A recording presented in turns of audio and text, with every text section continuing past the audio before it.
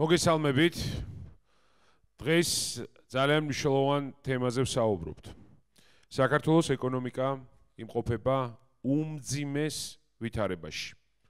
ლარის კურსი უფასურდება, სამუშაო ადგილები 200,000-ით დავკარგეთ, მცირე და საშუალო ბიზნესი გაკოტრებულია, კორონავირუსის ინფიცირებულის რაოდენობა ყოველდღიურად იზრდება და ეს არის ნათელი მაგალითი იმ სამწუხაროდ უნდა ვუწოდოთ ესე ჩაფლავებული ეკონომიკური გეგმის თუ ვითომ ეგრეთ წოდებული ანტიკრიზისული გეგმის, რომელიც ბატონმა კახარიამ ჩაფლავებულმა პრემიერ-მინისტრმა შემოგთავაზა და რომელზეც ძალიან მაგრად იქებდნენ თავს. დღეს ვისაუბრებთ ლარის კურსზე. ლარის კურსი ეს არის ნომერ პირველი პრობლემა თითოეული საქართველოს მოქალაქისთვის. ყოველდღიურად დრამატულად უფასურდება ლარი. მე მინდა რამდენიმე ციფრი მოგიტანოთ. 450 მილიონი დოლარი ჩვენი ფული. მხოლოდ წელს დახარჯულია იმისთვის, რომ ლარის კურსი როგორმე გაამყარონ და შედეგი არის ნულოვანი. დღეს 3.33-ია და ველოდებით კიდევ უფრო მეტ გაუფასურებას. მე მინდა მარტივი მაგალითი მოგიყვანოთ ჩვენი მეზობელი ქვეყნების, სომხეთის და აზერბაიჯანის. სომხეთსა და აზერბაიჯანში 1%-იანი ცდომილება აქვს კურს მთელი წლის მანძილზე და დღესაც ესე არის. საქართველოში 17%-ით გაუფასურდა ლარის კურსი. ანუ თუ ვინმე იტყვის, რომ ეს არის გლობალური პრობლემა, ეს არის რეგიონული პრობლემა, ეს არის პრობლემა, რომელიც აწუხებს სხვა ქვეყნებსაც, ეს არის ტყუილი. ერთადერთი ქვეყანა ჩვენს რეგიონში, ვისაც კატასტროფულად გაუფასურდა საკუთარი ვალუტა არის სწორედ საქართველო. აი შემიძლია უკვე აბსოლუტურ ციფრებში გაჩვენოთ, 2.86 იყო იანვარში ლარი და 3.39-ია ახლა. სომხეთში იყო 479 დოლართან მიმართებაში, 485-ია ახლა, 1.79, 1.79 არის ისევ აზერბაიჯანში. ანუ ჩვენ გვაქვს ყველაზე კატასტროფული მდგომარეობა. რაც ყველაზე ცუდია, 3 მილიარდი ლარით, ხას უსვავს 3 მილიარდი ლარით მეტის გადახდა მოუწევს საქართველოში იმ ბიზნეს თუ ფიზიკურ პირებს სესხებისთვის და პროცენტებისთვის, ვინც დოლარში ან ევროში აიღო ეს სესხი, რაც კიდევ უფრო კატასტროფული მდგომარეობაა. მაგრამ ყველაზე შემაშფოთებელია ციფრი, რომელიც დღეს არის Bloomberg-ის, ანუ საერთაშორისო ვალუტით ვაჭრობის ბირჟაზე. ისინი ამბობენ, რომ ლარის კურსის საპროგნოზო მაჩვენებელი შეიძლება დაეცეს 3.80-მდე. ანუ კიდევ უფრო კატასტროფულ გაუფასურებას წინასწარ მეტყველებენ. ეს საგანგაშოა, მეგობრებო, და საშინელი მდგომარეობა არის. ანუ ყოველდღიურად ყველა საქართველოს მოქალაქე კიდევ უფრო ღარიბდებით. ხელისუფლება იძახის, რომ ეკონომიკა გამოდის კრიზისიდან, ჩვენ კი რეალურად ხედავთ, რომ უფრო და უფრო ღრმა კრიზისში შევდივართ. შესაბამისად, სად არის გამოსავალი? ეს არის მთავარი კითხვა. რა უნდა გავაკეთოთ იმისთვის, რომ დავიხსნათ თავი ამ უმძიმესი ვითარებიდან? ერთ-ერთი გამოსავალი არის გაჩნდეს მძლავრი პოზიტიური მოლოდინი, რაც შეიძლება მხოლოდ და მხოლოდ ხელისუფლების ცვლილებამ გააჩინოს და ახალი კომპლექსური სისტემური ეკონომიკური რეფორმების ახალმა ტალღამ. სწორედ ეს გვაქვს სტრატეგია აღმაშენებლის გუნდს გათვითცნობიერებული. ანუ რას ვამბობთ? თუ მძლავრი რეფორმები, ახალი რეფორმები არ დაიწყო ქვეყანაში, თუ აქტიურად არ ვიმუშავეთ ინვესტიციების მოსაპოვებლად, არაფერი არ შეიცვლება. ინვესტიციები კი ქვეყანაში არ შემოვა, თუ ხელისუფლება ისევ იქნება დამსხვრეული ოცნებების პარტიის. რატო? იმიტომ რომ ნდობა აქვს გლოვანი, იმიტომ რომ არანაირი გეგმა და სტრატეგია არ გააჩნიათ, მოქმედებენ სპონტანურად, არანაირი სტრატეგიული მიმართულება არ აქვთ იმისთვის, რომ რაიმე მუშაობა იყოს გაკეთებული და ზრუნავენ მხოლოდ და მხოლოდ საკუთარ ჯიბეზე. 3 პუნქტი, ეს არის სწრაფი კომპლექსური და სისტემური ეკონომიკური ცვლილებები, ხელისუფლების ცვლილება, აუცილებელია სხვა შემთხვევაში ნდობა არანაირი პოზიტიური განრიგი არ დაიწყება და მესამე ძალიან მნიშვნელოვანი ასევე ინიციატივა გვაქვს, რომ ჩვენ უნდა გადავიდეთ მულტისავალუტო სისტემაზე. ანუ რას ვამბობთ, რომ დოლარი და ევრო გაუშვათ მიმოქცევაში, რაც ფაქტობრივად სიმყარეს მისცემს ეკონომიკას. ხელფასებიც და საგადახდო საშუალებაც შეიძლება იყოს დოლარი და ევრო. ეს არის ერთ-ერთი გამოსავალი, ჩემო-კარგებო.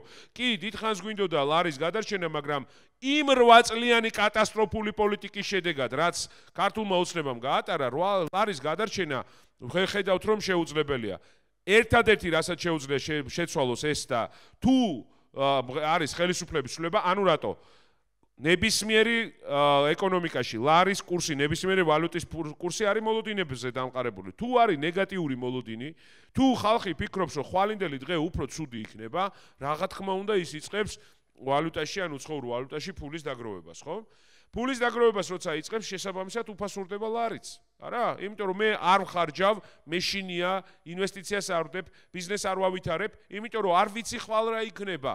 აქედან გამომდინარე, ერთ-ერთი გზა არის შევქმნათ მძლავრი პოზიტიური მოლოდინი და ეს შეუძლია მხოლოდ და მხოლოდ ხელისუფლების სრულებას გამოიწვიოს და ახალი თაობის რეფორმების გატარებას. ჩვენ ხო ხედავთ, რომ ქართული ოცნება და ამსროლი ოცნების პარტია წარმოუდგენელია, რომ მათ რამე რეფორმა გააკეთონ. არაფერი გაუკეთებიათ 8 წლის მანძილზე. კორონავირუსის პერიოდში ერთ-ერთი რაც გააკეთეს, ისევ საკუთარ ბიზნესებს დაეხმარნენ. ხალხს არაფერი არ მიუღია, ქართულ მცირე და საშუალო ბიზნესს არაფერი არ მიუღია და შესაბამისად შედეგად ვიღებთ გაუფასურებულ ლარს. ამიტომ კიდე ერთხელ ვამბობ, რომ გზა გამოსავალი იმისთვის, რომ ჩვენ ეკონომიკაც გადავარჩინოთ და ლარის კურსი გადავარჩინოთ, არის ხელისუფლების სრულება. სხვა გამოსავალი არ არის. და თუ ხელისუფლება შენერჩუნდა, ამასაც პირდაპირ ვამბობ, რომ იანვრისთვის 4-საც გადააჭარბებს ლარის კურსი. შეიძლება უფრო მეტიც იყოს. იმიტომ რომ არანაირი სიმპტომი არ არსებობს პოზიტიური, რომელიც შეიძლება წამოვიდეს ქართული ოცნების მხრიდან. არანაირი ხელისუფლების მხრიდან არანაირი სიმპტომი არ არის, რომელიც შეიძლება წამოვიდეს. კიდევ ერთხელ მინდა აი ამ სლაიდზე გავამახვილოთ ყურადღება და კითხვა დავსვათ. რატო ხდება ესე, რომ სომხეთში და აზერბაიჯანში 1%-იანი არის ეს ცდომილება, ეს ჩვეულებრივი ბუნებრივი ეს კურსის გაუფასურებას არ არის 1%, ეს არის ბუნებრივი მომენტი, რომ 1%-ში მერყეობს კურსი, ხო? და რატო არის ჩვენთან 17%-იანი გაუფასურება? რატო? კითხვა დავსვათ, რატო? იმიტომ, რომ ხელისუფლებაში გვყავს ზალა, რომელიც ერთ-ერთი რასაც აკეთებს, ფულს აკეთებს ბევრს და მეორე საერთოდ არ ფიქრობს არანაირ ეკონომიკურ ცვლილებებზე, არც ინვესტიციებზე არ ფიქრობს. მე კითხავს, ნუ თუ არ ბევრმა ადამიანს შეიძლება არ ეგონა, რომ აი რო იყოს საუბარი, რომ ინვესტიციები შეჩერდა, ინვესტიციები აღარ შემოდის ქვეყანაში. ძალიან ბევრი ფიქრობდა, რომ ნუ არ ვიცი, რაღაცა მოხდება, რაღაცა მე არ შემეხება. ყველა შეგვეხო, იმიტომ რომ არ შემოვიდა ინვესტიციები, არ განვითარდა ბიზნესი და არაფერი არ წავიდა წინ. აქედან გამომდინარეა, რომ ყველაზე მეტი დარტყმა მივიღეთ ჩვენ საქართველოს მთელს რეგიონში. ყველაზე მეტად უფასურდება ჩვენი ეროვნული ვალუტის კურსი, ლარის კურსი. და ეს არის რეალობა. კიდევ ერთხელ ვამბობ, ცვლილების ერთ-ერთი გზა და საშუალება არის ხელისუფლების სრულება. ეს გვაქვს ჩვენ სტრატეგია აღმაშენებლის გუნდს, სწორედ ის ახალი თაობის რეფორმები შემუშავებული, რომელიც მოიტანს მეტგანვითარებას, მოიტანს მეციკეთეს და მოიტანს ლარის გამყარებასაც, შექმნის სამუშაო ადგილებს, დაგვიბრუნებს დაკარგულ 200,000 სამუშაო ადგილს, დაეხმარება მცირე და საშუალო ბიზნესს და მე შეგახსენებთ. სულ რაღაც 2 დღის წინ ჩვენ 6 თვიანი მოკლევადიანი ანტიკრიზისული გეგმაც გამოვაქვეყნეთ, ეკონომიკის გადარჩენის გეგმა, ხო? რაც გულისხმობს შემდეგს, რომ დღეს ნომერ პირველი პრობლემა ყველას აქვს სესხები. აქედან გამომდინარე ვამბობთ, რომ დაუყოვნებლივ ერთი რომ უნდა შეჩერდეს, პირველი უნდა შეჩერდეს დაუყოვნებლივ სესხის გადახდის, ასე ვთქვათ, უпроსორად ქონების საახსრულებო ვალდებულებები უნდა შეჩერდეს, რაც გულისხმობს, რომ ქონების გადაფორმება ბანკზე არ უნდა იყოს და აგერ ხონიდან გვწერს ხალხი, რომ 204 ოჯახმა უკვე დაკარგა სახლი და ეს მასიურად ხდება უკვე ქონებების გადაფორმება მიკროსაფინანსოების ბანკების მხრიდან, იმიტომ რომ ხალხი გადახდა უნაროა, სამსახური დაკარგა, შემოსავალი დაკარგა, არაფერი არ აქვს. მეორე ძალიან მნიშვნელოვანი, რომ ნასესხები 5 მილიარდი ლარიდან აი ამ სისულელეში კი არ უნდა მოხმარდეს ეხლა რასაც აკეთებენ ისინი, რომ თავის კომპანიებს აფინანსებენ. 500 მილიონი უნდა გამოიყოს და სესხის პროცენტის სუბსიდირება უნდა მოხდეს შემდგომი 6 თვის მანძილზე ყველა მცირე და საშუალო ბიზნესისთვის, ყველა ფიზიკური პირისთვის, ვისაც აქვს სესხი აღებული. და მესამე, პენსიონერების სესხის პროცენტი აუცილებლად უნდა ჩამოიწეროს რაც შეიძლება სწრაფად. ეს არის ის მექანიზმი, რომელიც მეტ ფინანსურ რესურსს მისცემს ხალხს, ნაკლები პანიკა იქნება ზოგადად საზოგადოებაში, ნაკლები წნეხი ექნება თითოეულ ოჯახს, ხალხი არ დაკარგავს საცხოვრებელს და მე ერთი რამ მინდა უთხრა იგივე ბატონ, ასე ვთქვათ, ჩაფლავებულ პრემიერ-მინისტრს, მინდა ერთი რაღაც უთხრა, რომ კითხვას ვსვამ ძალიან მარტივს. ამ ასობით და ათასობით ოჯახს, რომელსაც ახლა ბანკები გამოყრიან საკუთარი სახლებიდან. ამათ მიხედვა არ უნდა?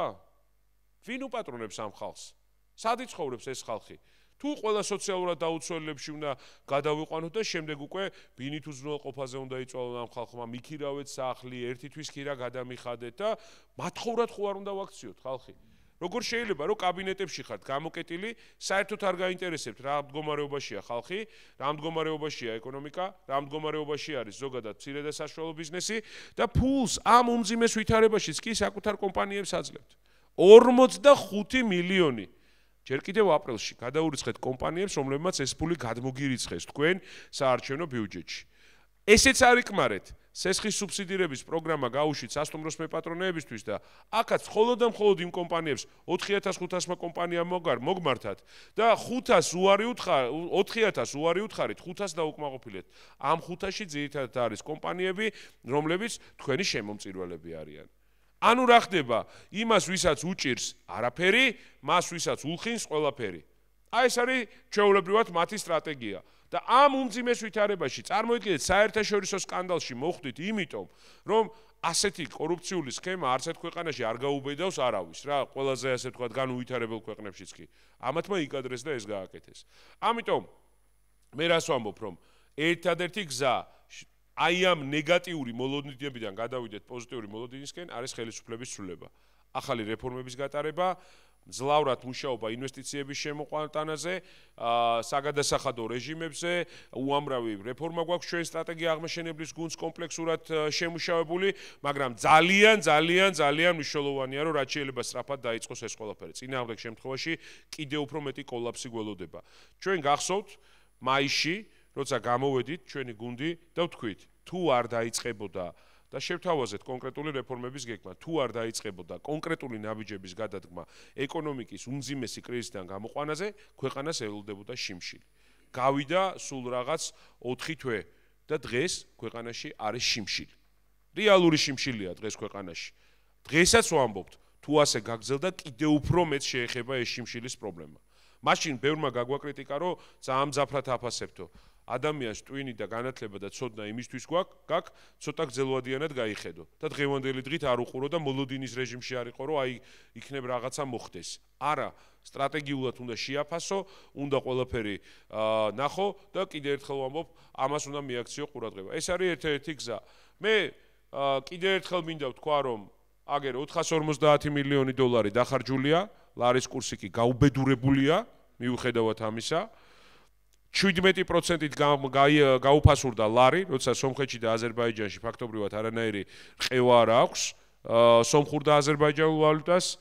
აგერ არის აბსოლუტური ციფრები, დღესაც შეუძლია ნებისმიერ შევიდეს და ინტერნეტში ნახოს, 1.79 იყო დოლართან მიმართებაში აზერბაიჯანული მანათი და არის ისევ 1.79, ქართული ლარი კი 2.3-ზე არის.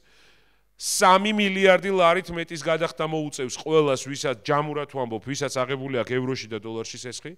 ეს დავთვალეთ და ეს არის უმძიმესი დარტყმა ბიზნესზე და ძირითადად ბიზნესს ჰქონდა ევროში და დოლარში სესხი. მთლიანი შიდა პროდუქტი გუშინ წინ ესა ბატონი კობახიძე გამოვიდა რუსთავიორზე და 40%-ით გაიზარდა ეკონომიკაო. მე მგონი სხვა ქვეყნის ეკონომიკაზე საუბრობს ეს ადამიანი.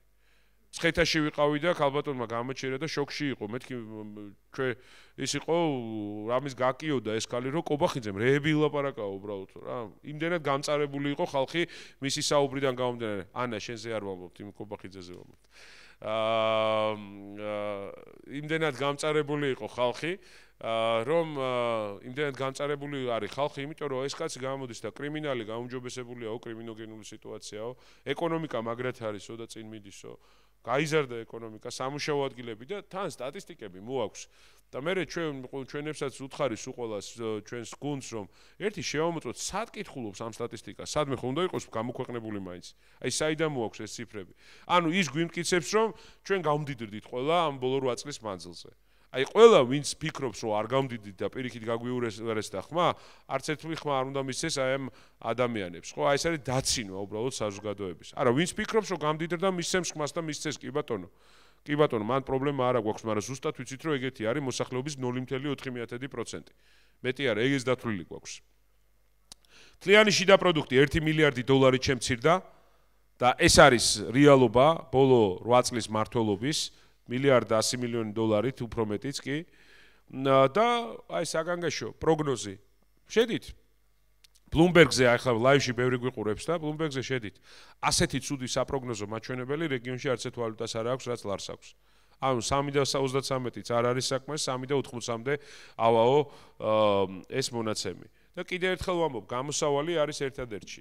ხელისუფლების ცვლილება, მძლავრი, სისტემური, კომპლექსური ეკონომიკური რეფორმების დაწყება და ამასთან ერთად მულტისავალუტო სისტემაზე გადასვლა, ევრო და დოლარი შეუშვათ მიმოქცევაში, იმისათვის, რომ დავასტაბილუროთ ეკონომიკის განვითარება.